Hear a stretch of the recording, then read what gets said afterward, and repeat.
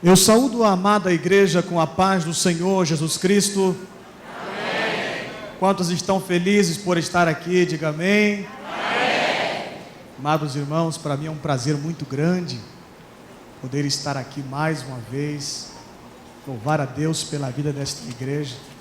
Peço aos irmãos que eu me sinto tão à vontade aqui, poder ver esses rostos tão lindos, tão maravilhosos, estão na presença do Senhor. Louvo a Deus pela vida do pastor Isaías, que tem aberto aqui as portas desta igreja que ele pastoreia, tem nos recebido com tanto carinho. Para mim é um prazer muito grande poder estar aqui neste conclave, nesta reunião tão abençoada. Antes de ministrar a palavra do Senhor, eu gostaria que a minha esposa louvasse a Deus com um hino, e logo após estaremos entrando no devocional da palavra do Senhor. Amém? Aleluia. A paz do Senhor, amados. O céu é um lugar de glória. É a promessa de Deus para a tua vida. Lá não há morte, não há dor, somente alegria. O povo de Deus adorando ao nome do Senhor. O céu é lugar de glória. O céu é lugar de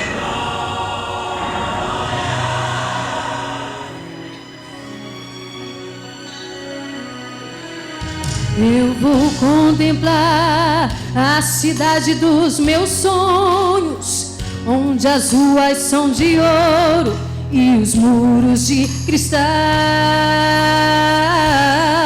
Hei de ver também os amigos que se foram, e para sempre com gemidos cantarei num grande coral.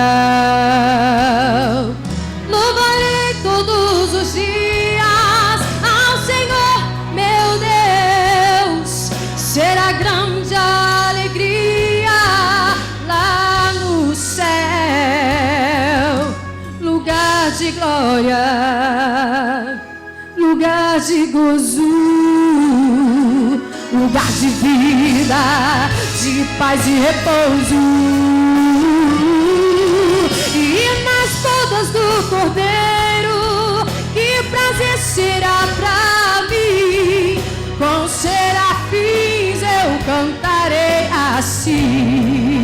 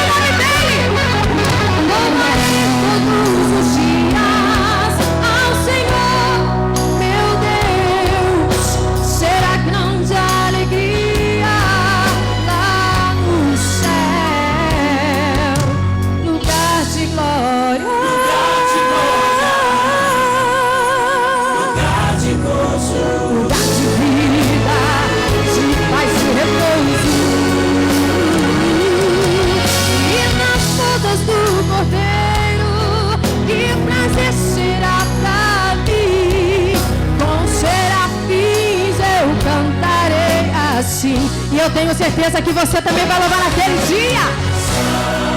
Aquele que venceu a morte é santo.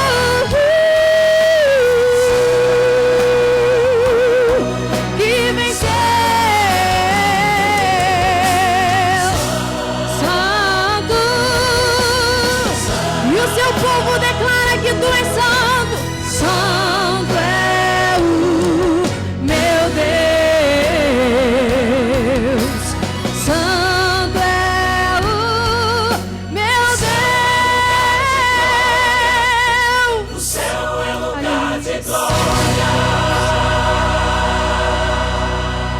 Aleluias. Vamos louvar mais um nesta noite. Debaixo da glória. A gente tem que andar sempre debaixo da glória de Deus, né? Ai de nós se não fosse a misericórdia do Senhor sobre nossas vidas. Aleluias. E aí, tem glória aí onde você está? Tem glória na tua vida? O Senhor está brilhando na tua vida por onde tu tem passado?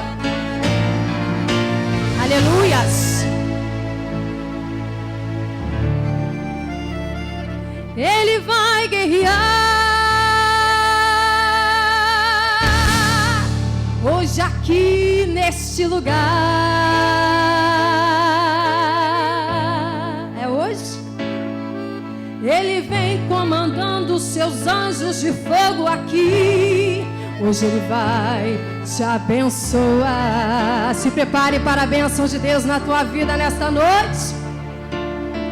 Se entrou algum enfermo, vai sair daqui curado. Jesus vai abrir a porta para o necessitado. Jesus é varão de guerra, que não perde e não falha. E se for preciso hoje, até dentro da fornalha, vai entrar com você, vai passar com você, vai lutar por você e vai te proteger. Vai mandar fogo nessa igreja, vai acontecer uma explosão de glória e poder. É debaixo da glória, andando na glória, envolvido na glória. Deus manda a vitória, Ele abre o mar e faz um caminho pra você passar. É debaixo da unção, andando na unção, louvando na unção, recebendo a unção. Deus vai te responder. Esse lugar vai ser uma explosão. Vai ser uma explosão de poder, de unção, de vitória. É com fogo que Deus vai fazer todo o mal ir embora. Abra a boca, irmão, deixa Deus te usar. Quero ver nessa igreja o Senhor trabalhar. Para o crente receber vitória, só glorifica. Vai ser uma explosão de poder, de unção, de vitória. É com fogo que Deus vai fazer todo o mal ir embora. Abra a boca, irmão, deixa Deus te usar. Quero ver nessa igreja o Senhor trabalhar. Para o crente receber vitória, só glorificar. Olha a tua vitória chegando nessa noite. É debaixo da glória, andando na glória, envolvido na glória. Deus manda a vitória, Ele abre o mar e faz um caminho pra você passar. É debaixo da unção, andando na unção, louvando na unção, recebendo a unção. Deus vai te responder. Esse lugar vai ser uma explosão. Vai ser uma explosão de poder, de unção, de vitória. É com fogo que Deus vai fazer todo o mal ir embora. Abra a boca, irmão, deixa Deus te usar. Quero ver nessa igreja o Senhor trabalhar. Para o crente receber vitória, é só glorificar. Então glorifica. Vai ser uma explosão de poder, de unção, de vitória. É com fogo que Deus vai fazer todo o mal ir embora. Abra a boca, irmão, deixa Deus te usar. Quero ver nessa igreja o Senhor trabalhar. Para o crente receber vitória, é só glorificar. Para o crente receber vitória, é só glorificar. Para o crente receber vitória, é só glorificar. Vamos glorificar nessa noite. É só glorificar. Aleluia.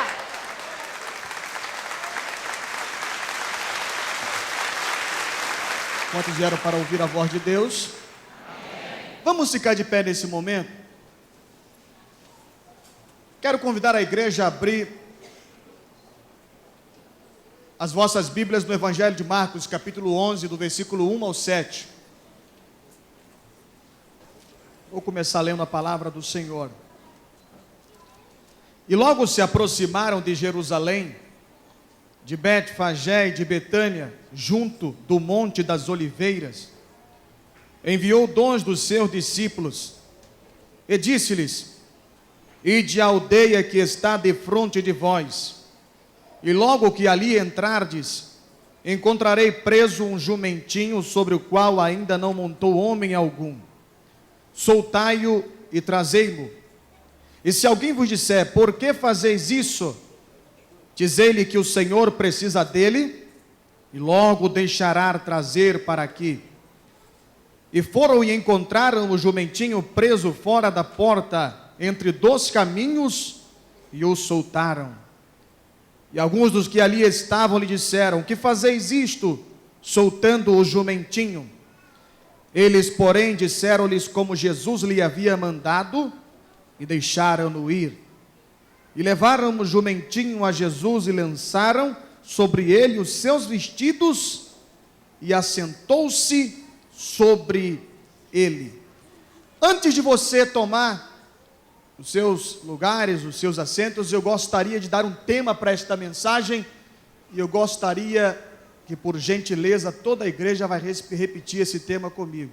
É um tema um pouco exótico, assim, diferente e estranho, mas foi o tema que Deus colocou no meu coração, e Deus tem falado profundamente na minha vida, através desta mensagem, deste tema, e eu creio que não vai ser diferente na sua vida. O tema é esse: Jesus, eu e o jumento. Vamos repetir todos juntos? 1, 2, 3. Jesus, eu e o jumento. Mais uma vez. Jesus, eu e o jumento. Podeis tomar os vossos assentos. Se quiser permanecer com a sua Bíblia aberta, permaneça, fique à vontade.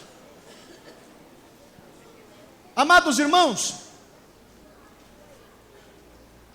jumento na Bíblia está associado ao trabalho duro. Jumento na Bíblia é sinônimo de humilhação, de rejeição. A Bíblia diz que Jó, no livro de Jó, no capítulo 1, do versículo 13, diz que Jó tinha uma junta de 500 jumentas, porque ele era útil no trabalho. Lá em Deuteronômio, capítulo 22, versículo 10, diz a Bíblia que o jumento era utilizado no arado da terra.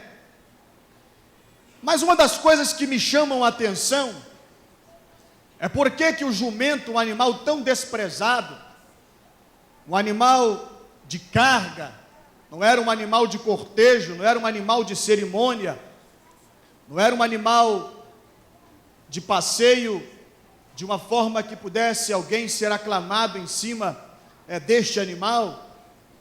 O que leva Jesus Cristo, nosso Senhor, o nosso Salvador, a escolher um animal tão simples, tão esquecido, para ele ser aclamado como rei, ser saudado ao entrar na cidade de Jerusalém. Irmãos, sem dúvida, Jesus, ao tomar esta atitude, ele nos dá um exemplo de grande e inexplicável humildade. Tudo em Jesus é maravilhoso, tudo em Jesus é extraordinário, tudo em Jesus é pedagógico, tudo em Jesus é milagroso, tudo em Jesus é encantador, tudo em Jesus é sábio. Mas uma das coisas que mais me chama a atenção é o comportamento de humildade que Jesus tinha.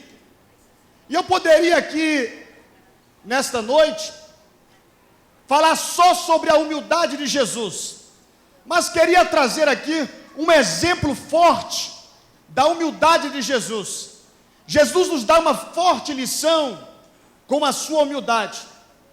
E a humildade está sempre associada a milagre. A Bíblia diz que Jesus, quando ele veio a este mundo, ele não veio de uma maneira exuberante, de um festival. Quando ele nasceu, não havia uma festa terrena o aguardando, mas a Bíblia diz que havia uma festa no céu. A Bíblia diz que exércitos de anjos louvavam a Deus com o seu nascimento. Talvez, meu amado irmão, minha amada irmã, meu amigo ouvinte, talvez você está vivendo uma vida de sofrimento e de luta, e quem sabe não tem uma festa nessa terra para você. Mas saiba de uma coisa: se você vive uma vida de total dependência de Deus, saiba que Deus tem festa para você, Deus tem maravilha, Deus tem bênção para você. Você crê nisso? Diga amém. Jesus, ele nesta terra viveu uma vida humilde, uma simplicidade, mas havia milagre na sua vida. Só no Evangelho é registrado 38 milagres, mas eu creio que não haveria páginas suficientes para registrar tantos milagres que ele fez, que ele realizou. Ele, quando nasceu na condição humana, nasceu de uma forma milagrosa, porque não havia espermatozoide fecundando o óvulo. Foi um nascimento inexplicável. Nenhum geneticista, nenhum médico, nenhum especialista desta área poderia explicar o nascimento de Jesus. A Bíblia diz que ele inaugurou o seu ministério, operando milagre, transformando a água em vinho. Ele viveu uma vida humilde, ele foi humilhado, mas a sua vida havia presença de milagre.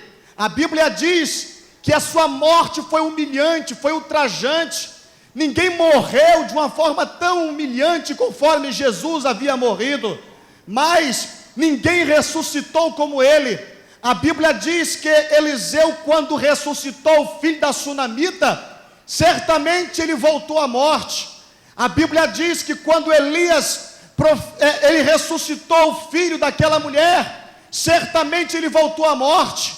A Bíblia diz que quando Jesus ressuscitou a filha de Jairo, certamente ela voltou à morte. Jesus ressuscitou a Lázaro, certamente ele voltou à morte. Mas ninguém na terra ressuscitou como Jesus ressuscitou. Ele ressuscitou, mas a Bíblia diz que ele morreu, mas ele ao terceiro dia ressuscitou, e até hoje ele está vivo intercedendo por nós. Glória seja dada ao nome do Senhor Jesus.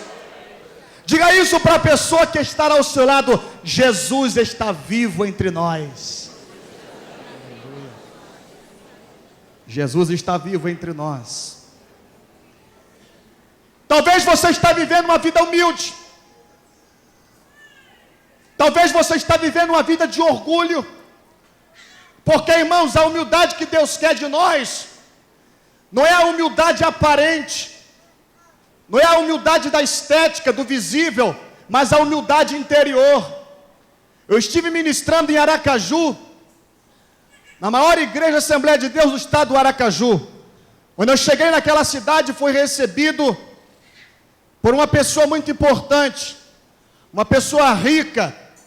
E quando eu cheguei naquela casa, uma casa no centro, próximo à praia do Atalaia, uma casa de piscina, a mulher, aquele casal era dono de um prédio de não sei quantos andares, e ali eu vi uma família totalmente fora da dependência de Deus. E ali eu percebi que aquela mulher era triste. Ela confessou comigo e com a minha esposa e falou: pastor, eu sou uma mulher triste. Eu sou evangélica, sou cristã, mas sou triste, porque o meu marido ele divide a minha família com outra mulher, e percebi que os filhos daquela mulher se prostituíam dentro de casa. Não havia dependência de Deus. Eles tinham carros, tinham dinheiro, tinham posses, mas não dependiam de Deus. E ao contrário disso, eu fui ministrar na Amazônia e fiquei no centro da selva amazônica, entre uma população pobre, uma população que vivia em casa flutuante sobre o rio, pessoas que dependiam da pesca para sobreviver, pessoas que dependiam da caça para sobreviver. E ali no meio daquelas pessoas, no meio daquela mata, no meio daquela floresta, eu vi muitos testemunhos de milagres. Por exemplo, um homem me contou um milagre extraordinário. Ele falou: pastor, aqui não tem hospital, pastor, aqui não tem escola, e um dos meus maiores sonhos era ler a Bíblia, e eu não sei ler, ninguém nunca me ensinou. E ali, pastor, eu estava já indignado com aquela situação, lutando, e falava para Deus: Deus, eu quero ler a Bíblia. E ele contou que ele passou a madrugada inteira lutando com Deus e falando: Deus, não tem ninguém que me ensine, eu quero aprender a ler. E ele abriu a Bíblia no Salmo, colocou a sua boca nas páginas da Bíblia e começou a chorar e falar com Deus: Deus, eu quero que tu me ensine a ler. E ali aquele homem lutando com Deus, Daqui a pouco ele começou a olhar para as páginas da Bíblia, e começou a ler sem gaguejar. Ele começou a pular e falar: mulher, eu estou lendo, Jesus operou um milagre. Esse mesmo homem contou um testemunho, dizendo que ele estava na roça capinando uma cobra chamada pico de jaca, uma cobra temida no Amazonas. Essa cobra, quando ela pica uma pessoa, ela fica dançando na frente da pessoa, esperando a pessoa cair. Enquanto a pessoa não cai, ela não vai embora.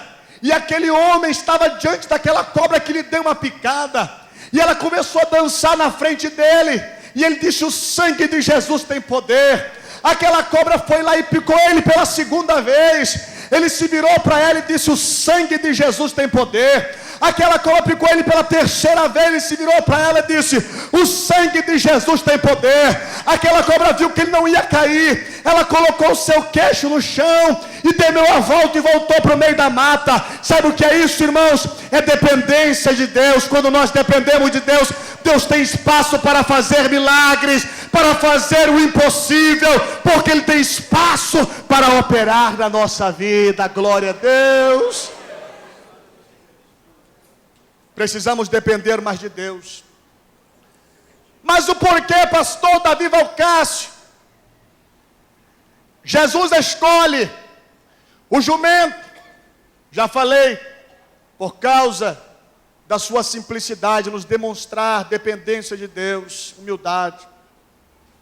Mas Jesus também, amados, Ele escolhe estar sentado em cima de um jumentinho, porque eu creio que Jesus estava tirando o opróbrio do jumento.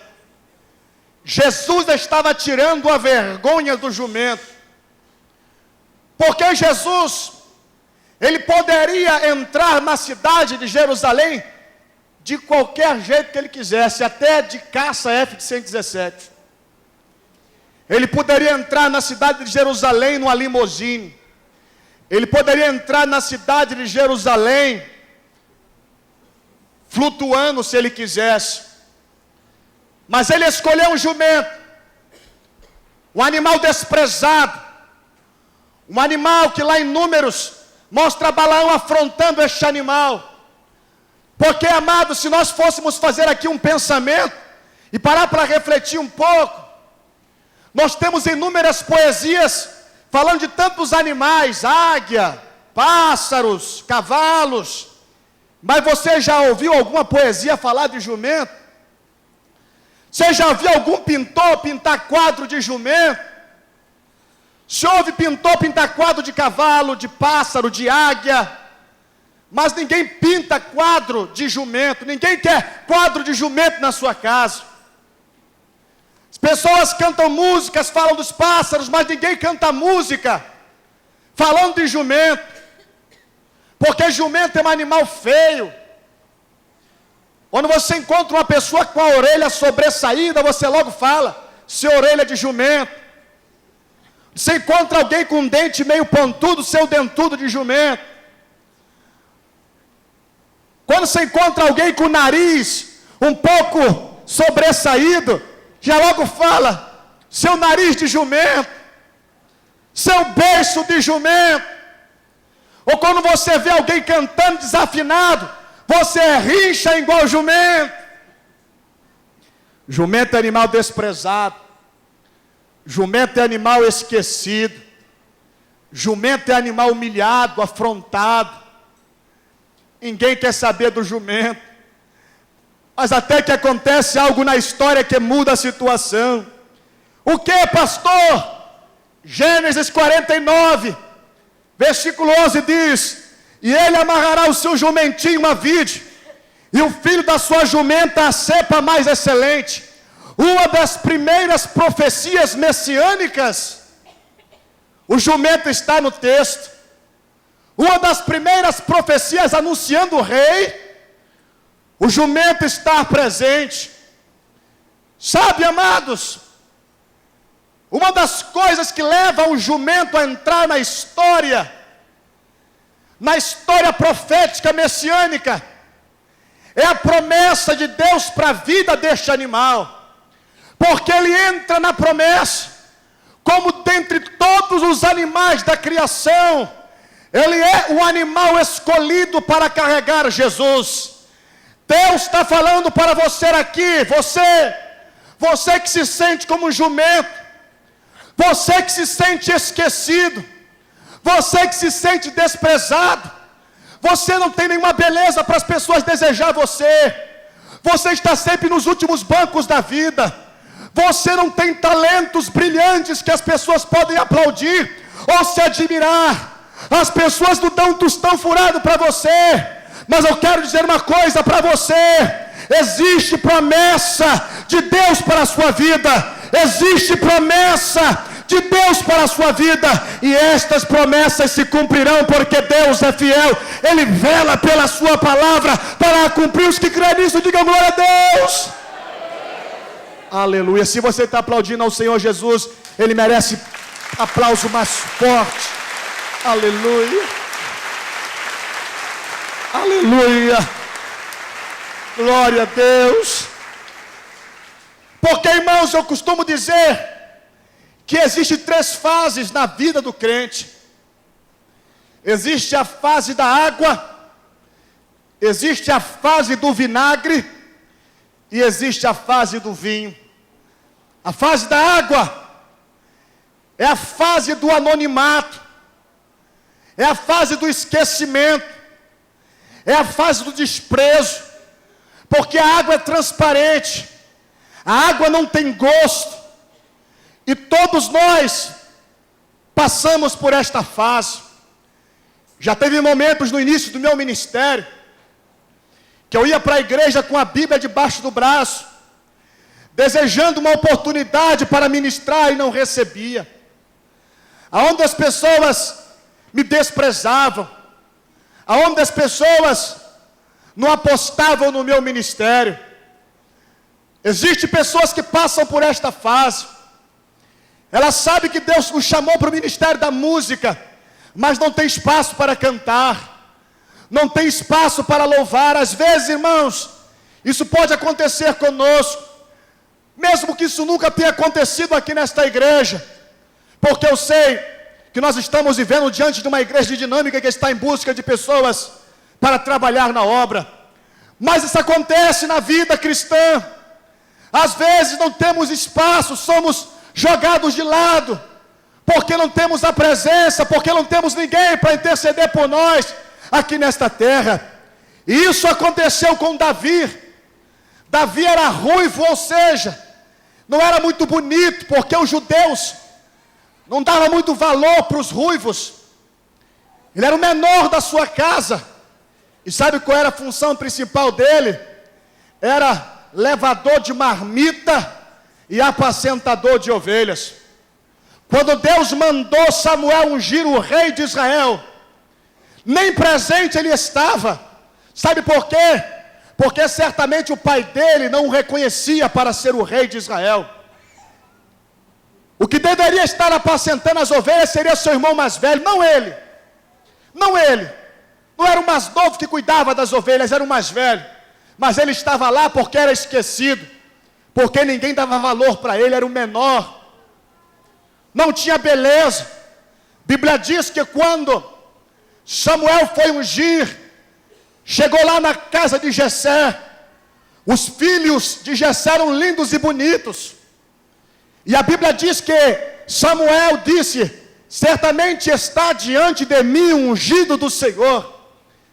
E eu louvo a Deus, pastor Isaías, eu louvo a Deus, meus irmãos, que Deus não olha a aparência, a estética. Deus repreendeu a Samuel dizendo: Samuel, não atentes tu para a aparência, para esta altura, porque eu não sou como o homem. O homem vê a aparência, o homem vê o exterior. Eu louvo a Deus que Deus não olha para a aparência, porque se Deus olhasse para a aparência, eu não estaria aqui ministrando a palavra de Deus. Eu, canela fina, magrinho, cabelo crespo, Meus olhos não são verdes nem azul. Eu louvo a Deus que Deus não olha para a aparência. Deus usa Paraíba com a cabeça achatada. Porque, irmãos, tem gente bonita. Tem gente que parece que foi feito a dedo. Mas tem gente tão feia, que quando foi distribuída a feiura, parece que ele entrou na fila 10 vezes. Mas eu louvo a Deus que Deus não olha para a beleza física. Deus não olha para a sua casa. Deus não olha para a cor dos seus olhos. Deus não olha para o seu diploma. Deus não olha para o seu currículo. Deus olha para o coração, para os verdadeiros adoradores que adoram ao Pai em espírito e em verdade. Glória a Deus! Aleluia! Aleluia!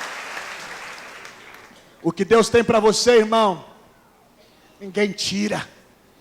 Passou 7 na frente de Davi, mas ninguém ficou com a vaga dele. Ninguém vai ficar com a sua vaga não, irmão.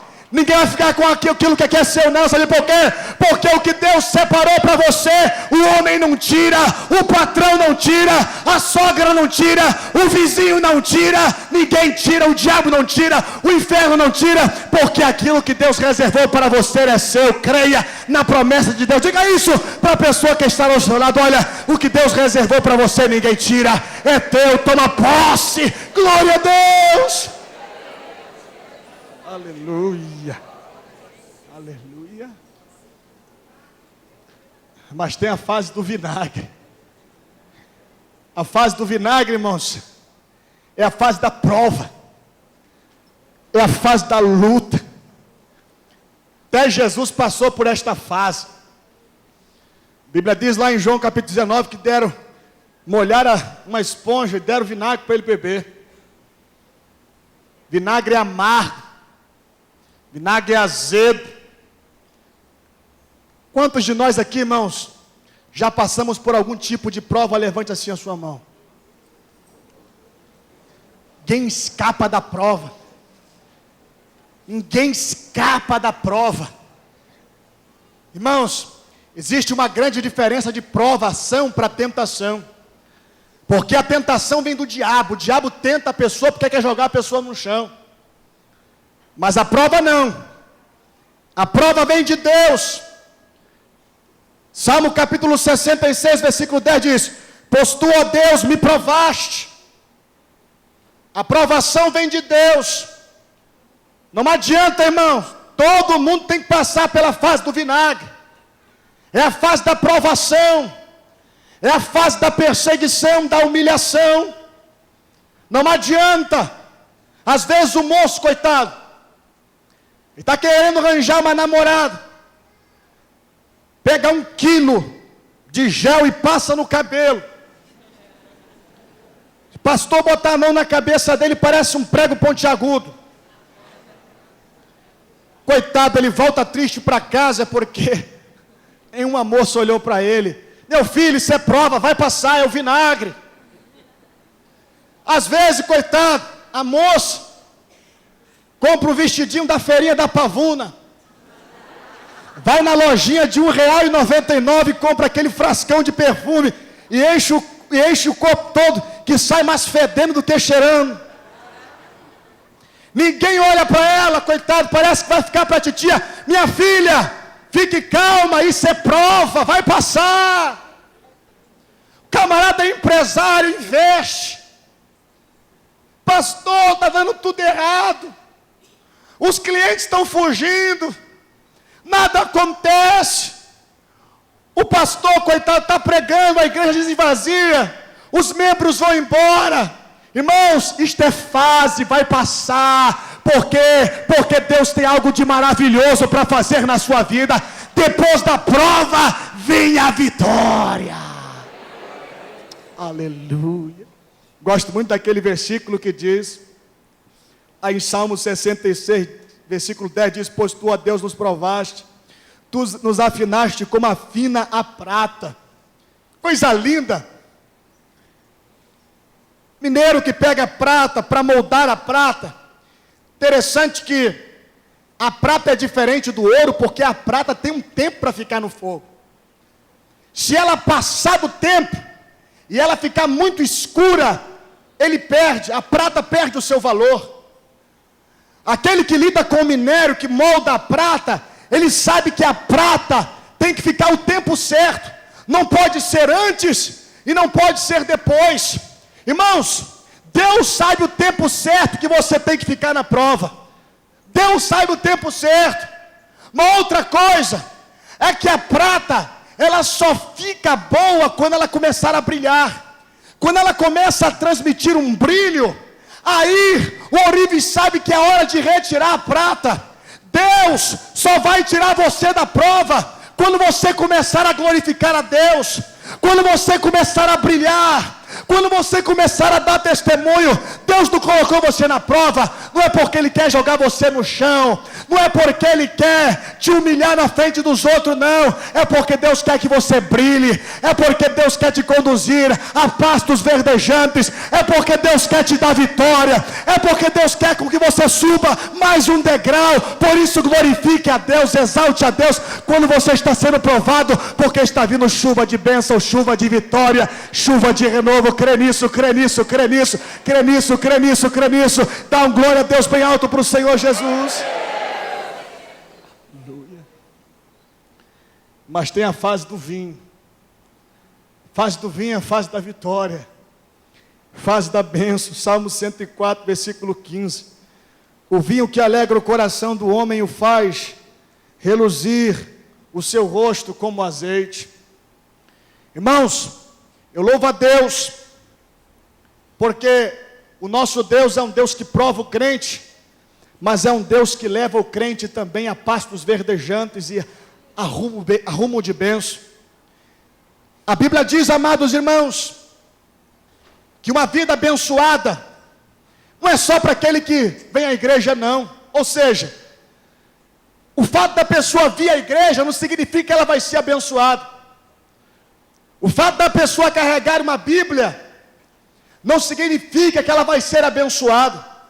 O fato de alguém vir à oração e participar das correntes não significa que a pessoa vai ter uma vida abençoada. Vida abençoada, irmãos, é para quem deseja. Tem crente que é crente e não é abençoado. Tem crente que carrega a Bíblia e não é abençoado. Vir à igreja é importante, é extremamente essencial, mas tem pessoa que vem à igreja e não é abençoada. Tem pessoa que carrega a Bíblia e não é abençoada. Porque, irmãos, a bênção de Deus é para quem quer, é para quem deseja. Salmo capítulo, Isaías 1:19 diz: se quiserdes e ouvirdes, comereis o melhor dessa terra. Você quer ser abençoado, sim ou não? Sim.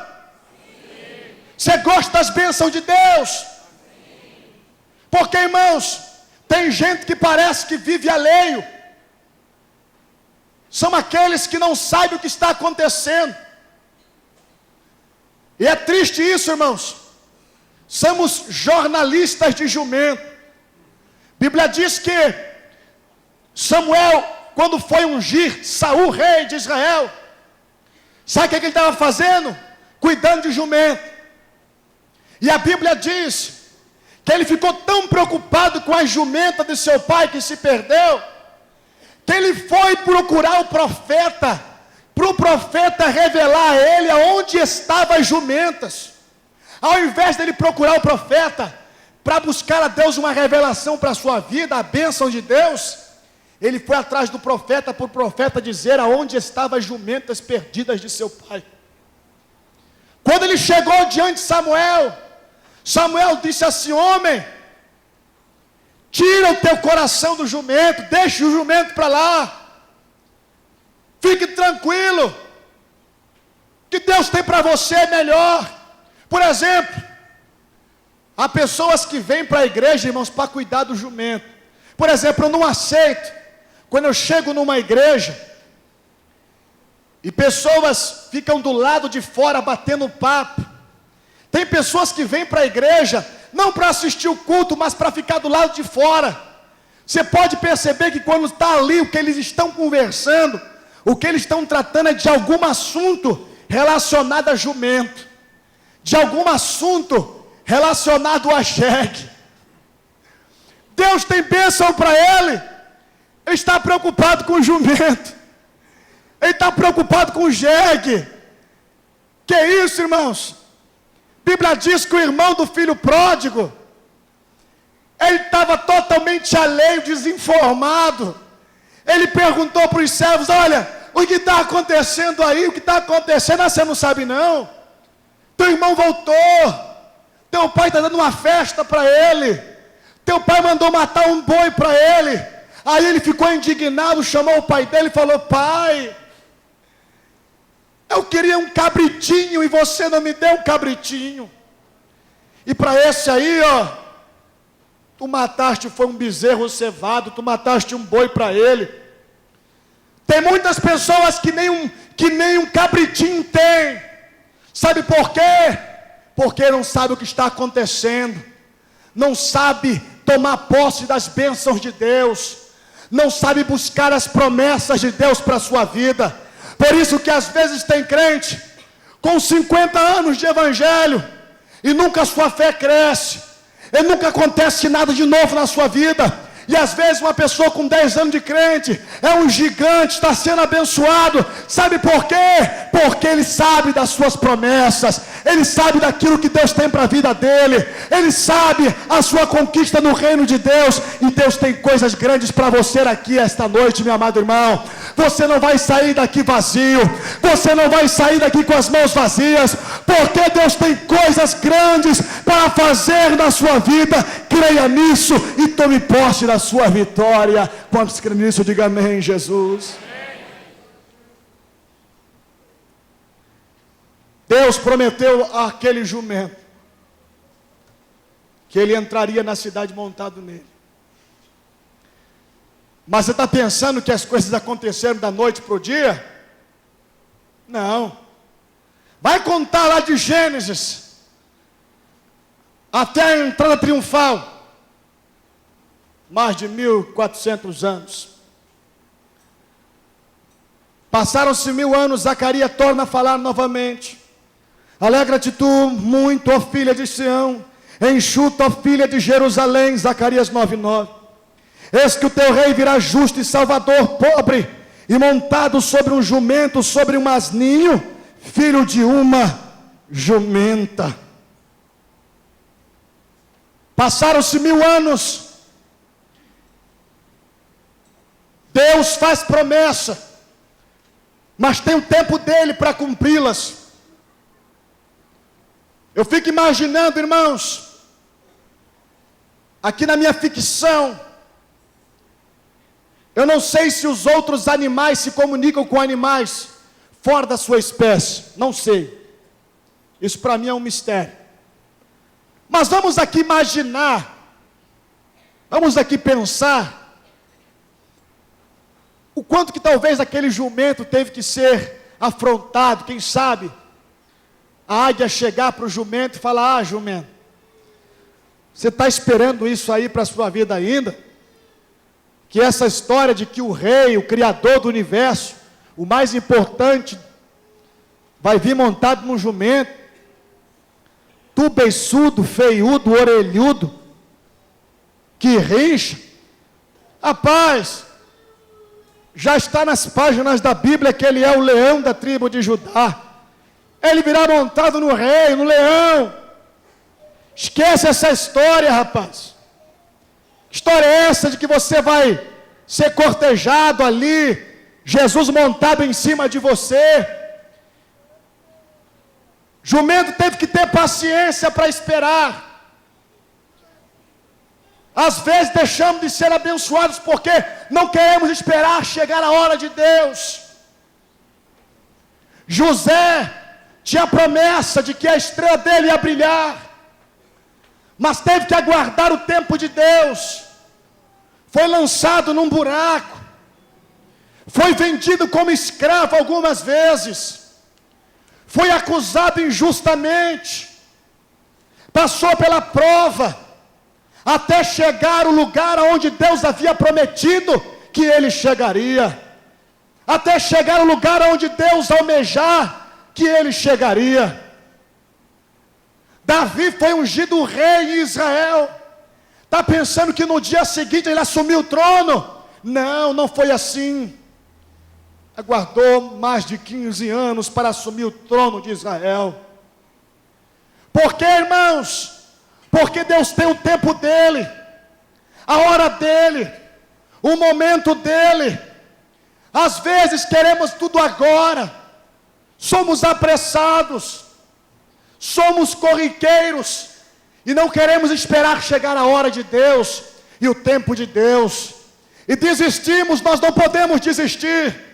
Eu lembro-me daquela Olimpíada de Los Angeles, aonde aquela atleta, se eu não me engano, ela era suíça, e ela já estava em último lugar.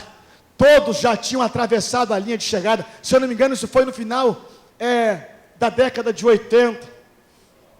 Aquela mulher vinha se arrastando, ela vinha cambaleando para um lado, para o outro. Ela vinha fraca, ela vinha sem forças, a tal ponto de que o ginásio ficava olhando para aquela mulher, e muitos talvez se aproximavam dela e diziam: desista, você vai morrer, todos já chegaram, você é a última, já não tem mais troféu para você. Mas ela, dentro da alma dela, dentro do espírito dela, dentro da mente dela, diz: eu não vou desistir, porque eu quero atravessar a linha de chegada.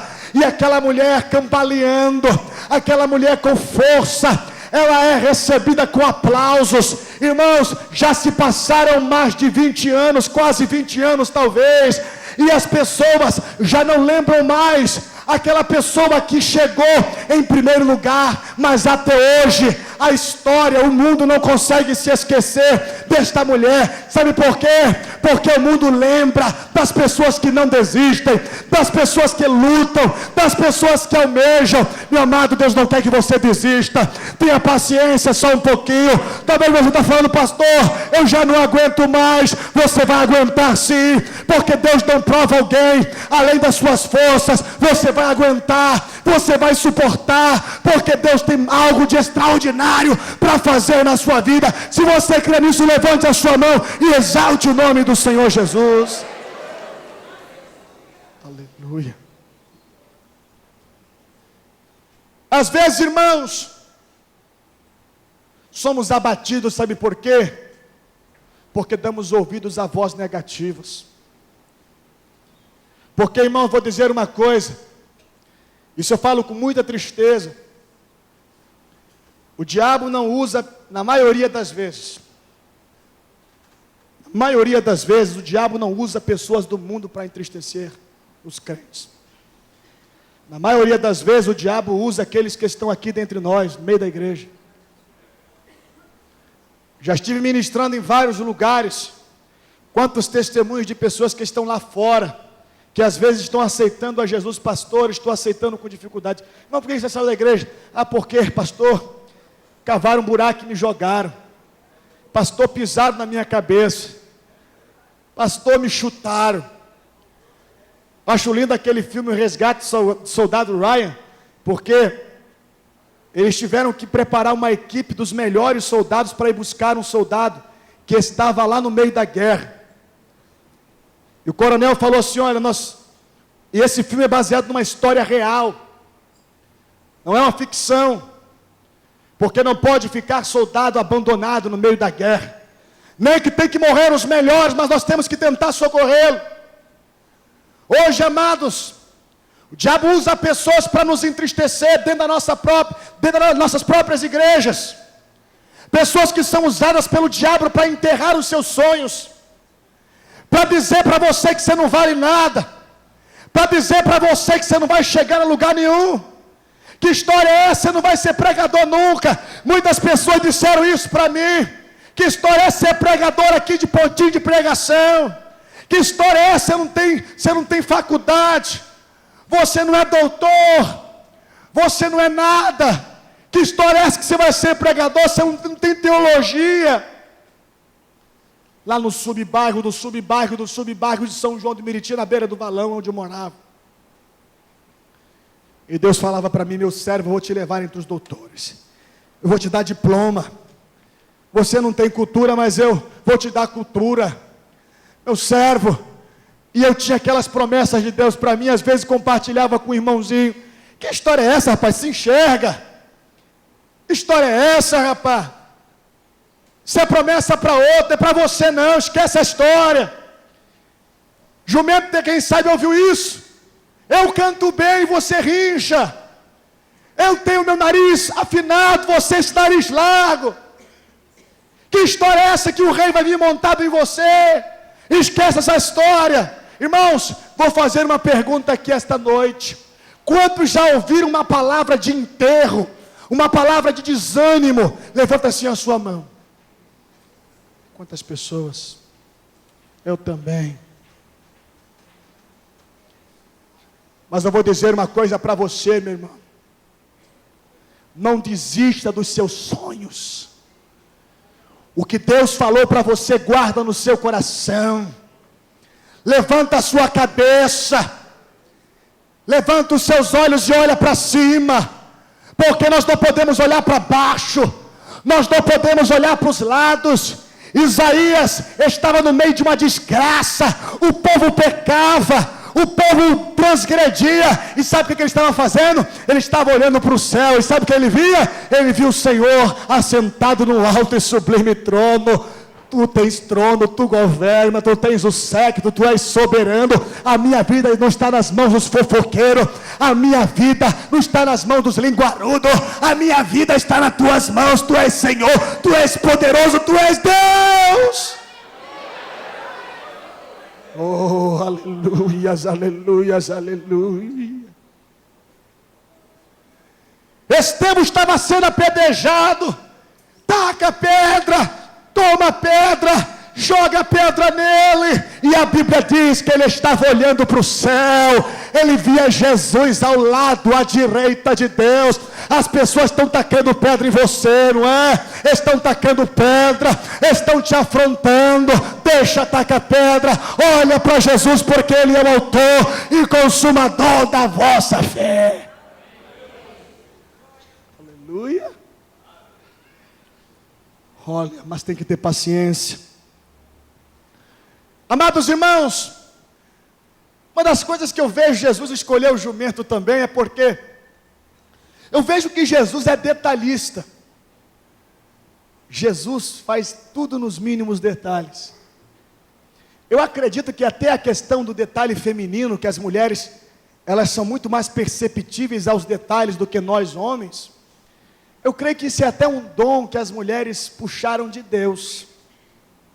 Porque o nosso Deus, Ele é muito detalhista. O nosso Deus vê tudo nos mínimos detalhes. Jesus pensou assim: olha, eu não vou vir montado num cavalo branco, porque não combina com a ocasião. Isaías 53 diz que eu sou um homem de dores, sem parecer, sem formosura, homem de trabalho, homem sofrido, homem rejeitado. Não combina eu entrar em Jerusalém montado num cavalo branco. Eu vou deixar para Apocalipse capítulo 19, quando eu entrar como rei, logo após o arrebatamento, aliás, logo após a grande tribulação, quando eu entrar com meu séquito, com vestes brancas, como rei, como senhor, então eu vou vir num cavalo branco. Mas agora nessa ocasião, entrar num cavalo branco, entrar numa limusine, não combina comigo. Porque, irmão, se nós fôssemos fazer aqui uma comparação, o jumento tinha tudo a ver com o ministério terreno de Jesus. Jumento não tinha aparência, a Bíblia diz lá em Isaías 53, que Jesus não tinha aparência nem formosura para que aqueles que vissem o desejassem.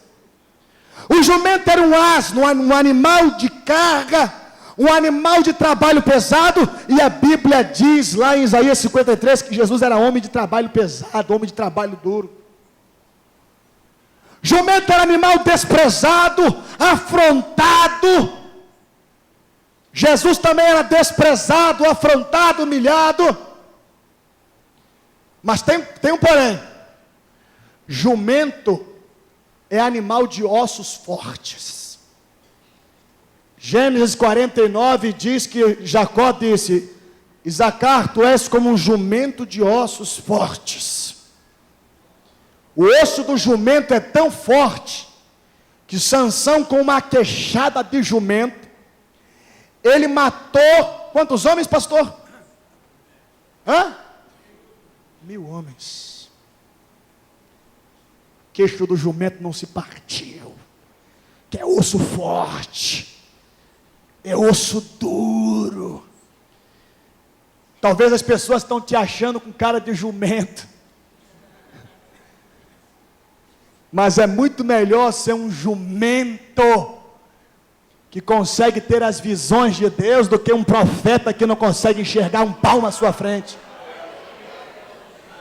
É muito melhor ser um jumento que obedece à voz de Deus do que um profeta fujão e rebelde. Aleluia. Diga para a pessoa: se você é osso duro de roer. Aleluia. Se é osso duro de roer. Aleluia. Aleluia. Jesus, ele é detalhista. Eu vou escolher o jumento porque o jumento combina comigo e ninguém tem nada a ver com isso. Ninguém tem nada a ver com isso. A gente pensa, irmãos, às vezes fracassamos em muitas coisas porque não enxergamos os detalhes. Deus, quando fez todas as coisas, Deus foi ou não foi detalhista? Poxa, vai ver o livro de Gênesis. Vai ver como Deus é detalhista. O nosso corpo é cheio de pequenos detalhes. O nosso corpo em fita de DNA dava para atravessar o Oceano Atlântico. Você sabia disso? É verdade. Nós temos 1 metro em cada DNA. Sabe quantos DNA você tem no seu corpo? Bilhões. Daria para atravessar o Oceano Atlântico. Pastor, verdade. Detalhe, cheio de células. Milhões de células, milhões de enzimas, que dentro das enzimas, dentro das células, tem organelas, cada uma delas fazem milhões de reações.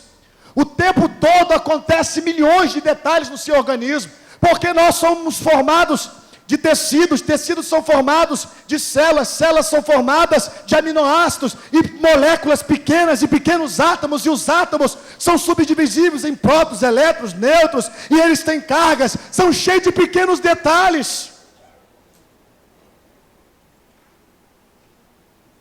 Às vezes, amados, fracassamos no casamento por causa de pequenos detalhes. A empresa vai ao fracasso por causa de pequenos detalhes.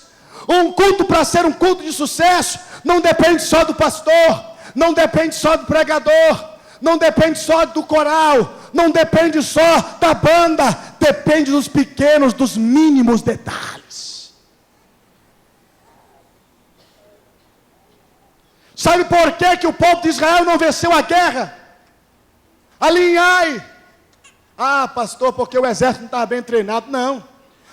Pastor, porque José não tinha visão. Não. Pastor, porque eles estavam meio desorganizados. Não. Era por causa de quem, pastor? Por causa de uma única pessoa. Milhões de pessoas, uma única pessoa colocou tudo em jogo, deu tudo errado. Nós vamos lá, vamos vencer. Não, peraí, tem um detalhe aí, Josué.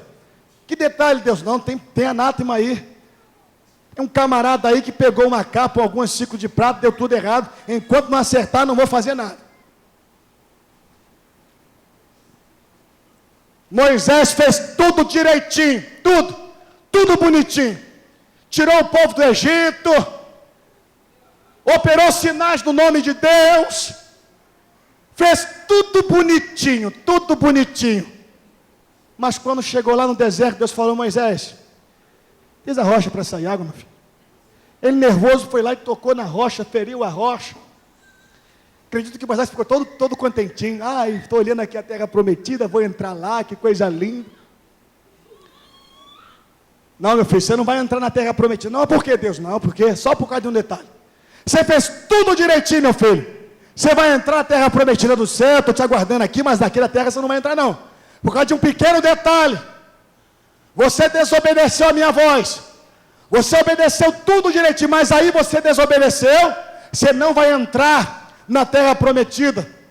Às vezes, irmãos, só somos santos na forma geral, quando estamos no culto, quando estamos no coral, quando assistimos o culto, mas nós não queremos ser santos nos pequenos detalhes. Isso aqui não tem nada a ver, cuidado. Cuidado com o que você anda assistindo. Cuidado onde você anda pisando os seus pés. Cuidado com o que você anda falando. Cuidado com o que você anda vendo. Cuidado, porque o nosso Deus é Deus dos pequenos detalhes. O nosso Deus tem olhos bem grandes, Ele está vendo você.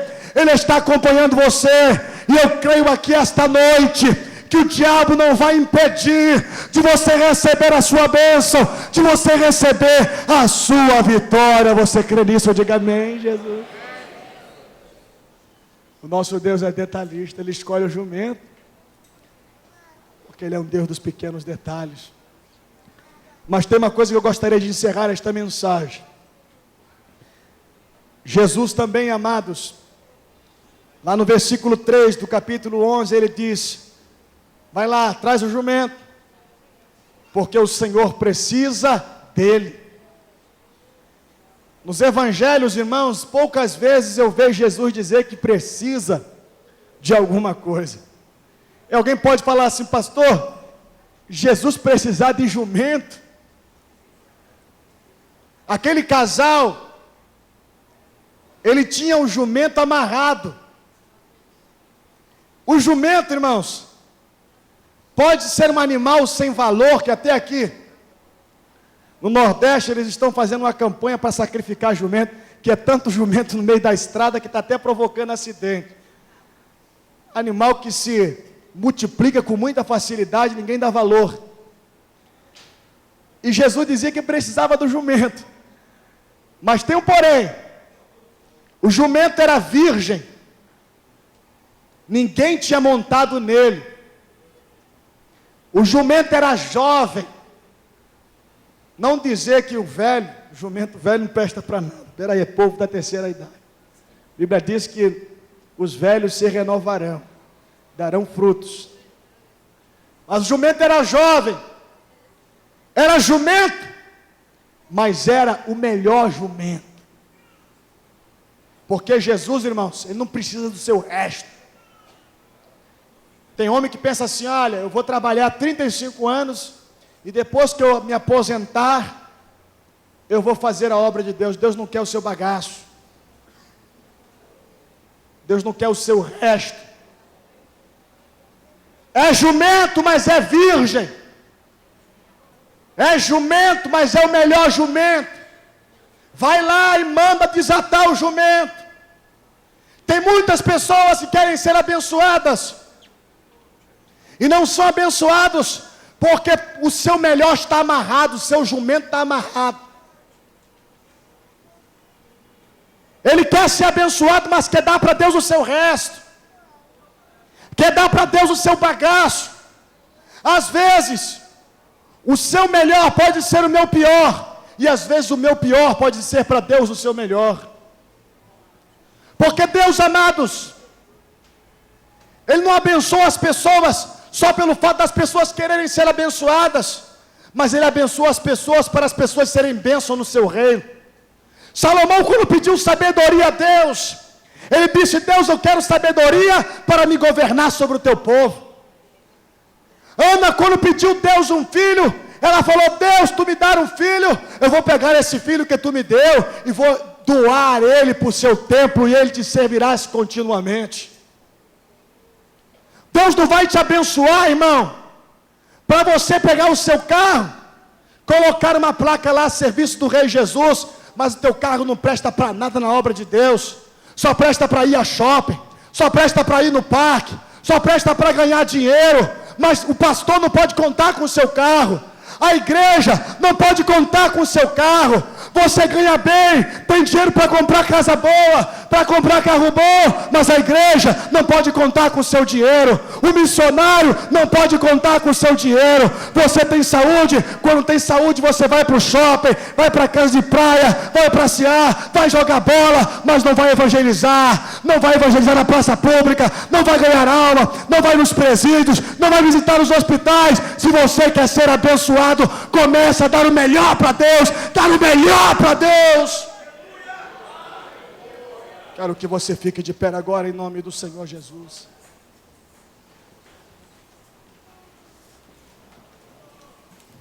O Senhor precisa dele. Esta hora, amados irmãos, eu quero fazer uma oração para aqueles que estão passando a mesma situação que o jumento, para aqueles que se sentem desprezados, para aqueles que se sentem humilhados, para aqueles que falam: pastor, eu não vou conseguir chegar. Vai conseguir chegar sim, irmãos. Eu fico imaginando a situação daquele jumento. Jesus começa a montar nele, e eu creio que todos os animais da criação testemunharam que aquele jumento insignificante estava carregando a maior honra, a honra de carregar o seu Criador, a honra de cavalgar com o seu Criador. Estou carregando o meu Criador, estou carregando o meu Senhor, estou carregando o meu Salvador, estou carregando o meu Redentor, porque Jesus não veio só redimir os homens, não, Ele veio redimir a natureza, os animais, todos nós somos obra das mãos dEle, todos foram testemunhas. O leão não teve esse privilégio, ele ruge, ele é forte, tem garras afiadas, mas não teve esse privilégio. O pavão tem muitas cores, tem muitas luzes, mas não teve este privilégio. O privilégio foi só do jumento. Sabe por quê? Porque tinha promessa de Deus na vida dele. Deus tem promessa para esta igreja, Deus tem promessa para esse pastor, Deus tem promessa para você. Diga isso para a pessoa que está ao seu lado. Diga: Deus tem promessa para você, Deus tem promessa para você. Aleluia. Eu quero que você feche os seus olhos agora. Curve a sua cabeça agora em nome do Senhor Jesus. Logo após a cantora Fabiana Rosa, minha esposa, estará louvando a Deus com apenas um hino. E logo após o pastor Isaías estará com a oportunidade para fazer as considerações. Mas agora eu quero orar por você. Você que está enfermo, você que se sente esquecido, você que talvez está à beira de uma depressão, você que está tomando remédio para dormir, você que está abatido, achando que não vai chegar, achando que você é desprezado, que você não tem nada de valor. Deus está dizendo para você que você é importante, que você tem valor. Jesus vai mudar a sua história, como mudou a história do jumento, porque Ele é Deus, porque Ele é Senhor. Creia nisso agora. Pai querido, neste momento nós ministramos a Tua palavra, Senhor. Tu sabes, ó Deus, que aqui nesta igreja tem pessoas, ó Deus, que entraram por essas portas com os corações entristecidos. Quem sabe uma palavra, quem sabe uma circunstância. Tu sabes, ó Deus, o que o Teu povo está atravessando de uma forma individual. Porque eu não sei qual é a prova que esse crente está passando, qual é a luta que este crente está passando. Mas Tu conheces o coração de cada crente. Tu conheces o coração de cada pessoa. Oh, Xarabacanda, Rabanashuria, Labagas. Aleluias, aleluia. Começa a consolar os corações. Oh, Xarabacanda, Rabanashuria, Labagas. Começa a mandar um bálsamo nos corações nesta hora. Começa a derramar o Teu azeite sobre os corações nesta hora. Levanta aquele que está caído. Alegra o coração daquele que está triste. Começa a curar nesta hora o coração ferido. Eu ordeno que mortos ressuscitem nesta hora. Jesus começa a abençoar as famílias, abençoar os lares. Oh Deus, em nome de Jesus Cristo, se existe alguma alma abatida, Tu vais ressuscitar, Tu vais levantar, porque Tu tens promessa para as nossas vidas nesta noite. Nós Te exaltamos, Pai.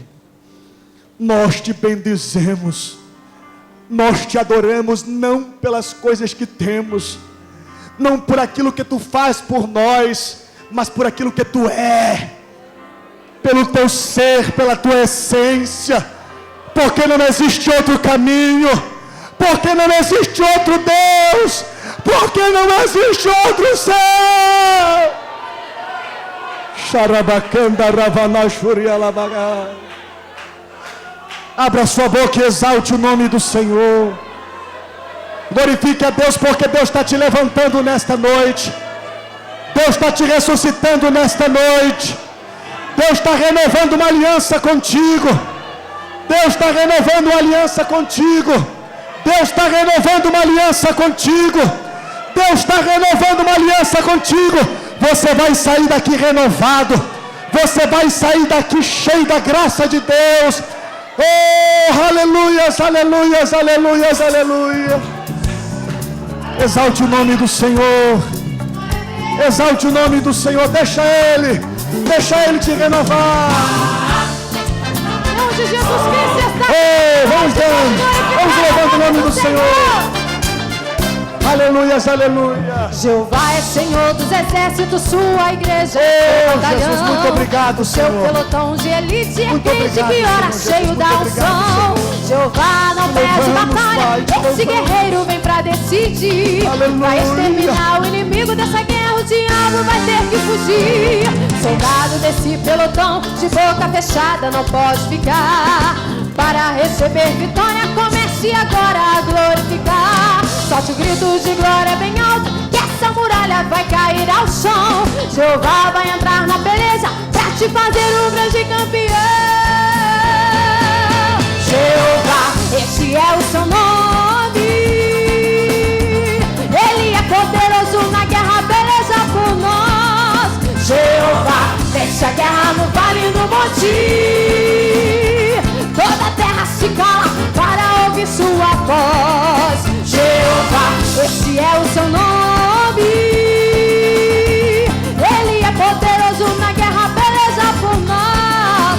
Jeová, vence a guerra no vale, no monte. Toda a terra se cala para ouvir sua voz. Um batalhão de elite só vem pra ganhar. O inimigo de Deus vai ter que se curvar. Deixa Deus pelejar, agir, trabalhar aqui neste lugar. O paralítico larga, a muleta e anjo. Os cegos e surdos curados serão. O batalhão de elite, a arma secreta é muita oração. Oh, aleluia! O batalhão de elite de Jesus Cristo está aqui nessa noite. Oh, aleluia! Gideão entrou na batalha com 300 homens e foi vencedor. Tinha um batalhão de elite que foi escolhido por nosso Senhor. Venceram os midianitas, eles fugiram sem ter reação. Para Deus não tem quantidade, mas sim qualidade no seu batalhão. Davi usou a coragem, venceu o gigante, não se acovardou. Sem espada, escudo e sem lança, uma lição ele nos ensinou. Para vencer uma guerra é preciso coragem e determinação. Deus não aceita covarde medroso no meio do seu batalhão. Jeová, esse é o seu nome. Ele é poderoso na guerra, beleza por nós. Jeová, vence a guerra no vale e no monte. Toda a terra se cala para ouvir sua voz. Jeová, esse é o seu nome. Ele é poderoso na guerra, beleza por nós. Jeová, vence a guerra no vale e no monte. Toda a terra se cala para ouvir sua voz. Um batalhão de elite só vem pra ganhar. O inimigo de Deus vai ter que se curvar. Deixa Deus pelejar, agir, trabalhar aqui neste lugar. O paralítico larga, a muleta e anjo. Os cegos e surdos curados serão. O batalhão de elite, a arma secreta é muita oração. O batalhão de elite, a arma secreta é muita oração. O batalhão de elite, a arma secreta é muita oração. Oração. Oh, aleluia. Oh, glória. Aleluia.